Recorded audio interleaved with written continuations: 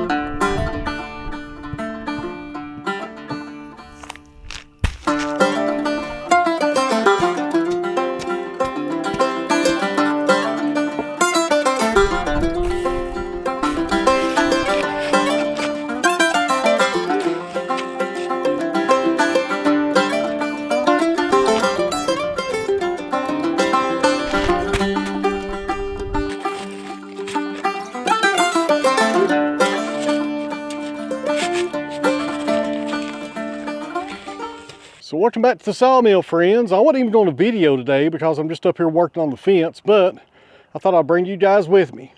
Let me show you what we got going on. This is the first run of the fence for the cows. This run right here is about 80 feet. Got a corner post right here.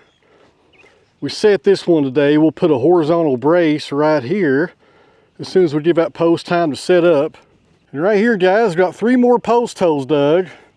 And these are empty because I'm out of fence post. Got to have post to put in the hole. And down here we put up 2 more today, and the reason I skipped down to here is because I want to get these 2 on the ends done on both sides so I can put up those horizontal braces probably tomorrow, and then run my wire and get those tied up pretty good. I'll probably run to the store tomorrow or maybe Tractor Supply tonight. The local co-op is closed for the weekend, and get me a few more posts and enough concrete to finish these 3 off, then this run right here will be ready for wire. And real fast here, guys, let me answer a quick question I got on the last video when we started this fence up here. So that question was, what are you gonna do about this pole right here? Well, I can't really do nothing about it. They're not gonna move it or nothing like that, but I can go around it though. I had my utilities marked way before we started this fence. That orange conduit right there goes underground, under the road, thank goodness. Nothing goes this way. But I'm going to have to frame out with my post and come over maybe 4 feet or so, come down here, make a little box around it. That way, if the power guys need to access this pole, they can do it from the road. It's also why I put that rock right there, so they stop making a mess in the ditch. They used to pull in here before I had this rock right there and make ruts and just track it right down the road. Happened all the time, all the time. It wasn't the power guys, actually, it was the cable company that done it all the time. But anyways, that's what we're going to do. We're going to frame out around it. Then once we get over here, I'll come over here and I'll probably put a small gate right here, just a man gate, nothing really big, 4-footer or so. And then we'll be shooting up the hill, headed toward the main road. But so far, so good. Everything's going okay on this. Getting these holes dug with the little bomb of lightning. It's doing a great job of digging holes. Getting them cleaned out with the post hole digger, tamping everything in. And I think it's going to look really good once we get it done. But guys, we have a long way to go. Once I get to over here, get around the tractor there, we'll be putting a 14-foot gate right there. Then go to that corner at the tree line, not really the tree line, I guess the brush line rather, and going straight down through there, all the way down there to that metal building, then going back up to the main road and around the cemetery, then back down here. It's a lot of fencing, but I kind of enjoy stuff like this. All right, guys, got all of our tools packed up because I'm done up here for now. Can't do nothing without any more fence posts. Let's head down here to the sawmill and see what we can get into. Uh-oh. Come on now. There we go.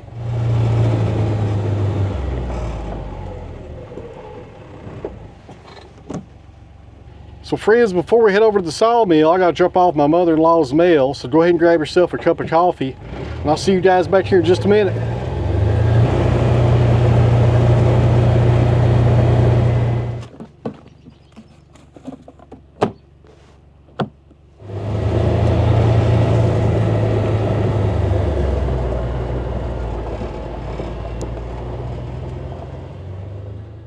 All right, guys, let's work on the mobile dimensional today. And real fast, those are not fence posts that go on the ground. Those are 10-footers. That's my horizontal post right there for my corners. I got several of those already. I had to go to a different place to find 10-footers. So anyways, guys, over here on the circle mill, we got a tulip poplar. I got about 1/3 of it sawed into 4-quarter boards. I think they're about 8 inches on the width, if I remember. I'll double check that. And I'm just about ready to move down to another section of this log. But before we do that, we need to get rid of this part right here, which is pretty much just a slab hanging off the side. So let's warm up this engine, start working on this poplar, because I've not ran this sawmill here in a few days. Should be a good time to finish up this poplar though. We've got good weather here down at the mill.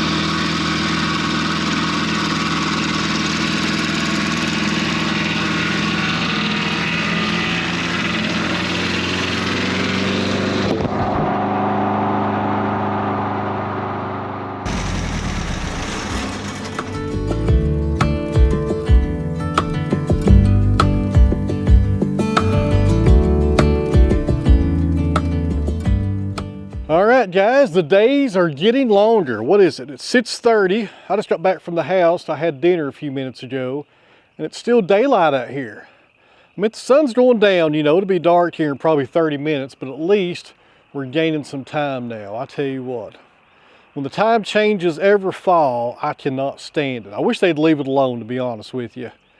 I'm not sure which one is the original time, either what we have right now or when they change it here in a few weeks, but I'll call it summertime.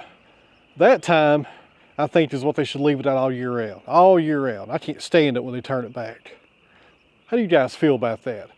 I thought they were going to stop that or pit something permanently. I thought I saw something on the news about that about a year ago, but I guess it ain't happened yet.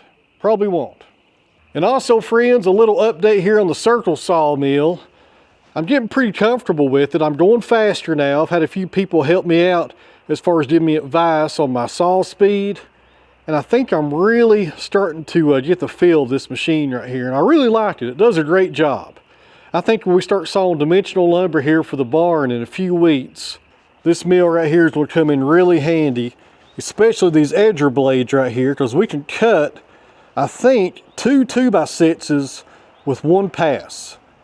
And maybe 2 2x8s, I can't remember. So 2 2x4s or 2 2x6s, stuff like that. You can get a lot done with this sawmill as far as sawing dimensional lumber.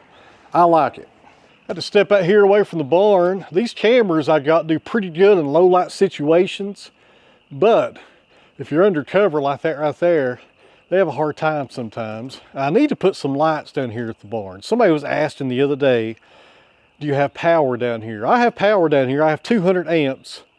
But I need to put some lights down here. I got a lot of projects this year, guys. A lot of projects. More projects than I've shared with you, to be honest with you. But we'll talk about that later. So guys, in closing here, thanks for watching. I really appreciate it. If you don't care, hit that thumbs up button. It really helps the channel and it don't cost you nothing. And also let me know about the fencing project. I'll probably be back. I can't talk. Probably. Good Lord. My goodness. My goodness. Oh, I'm going to try this again. More than likely, I'll be starting back on the fence tomorrow as soon as I get some more posts and some more concrete. If you guys want to see that, let me know down in the comments. I think I'll do the gates tomorrow if it doesn't rain. I'm not sure what the weather's going to be, to be honest with you. So anyways, I'll quit rambling on here. Thanks for watching, guys. I really appreciate it, and I'll see you back here on the next video.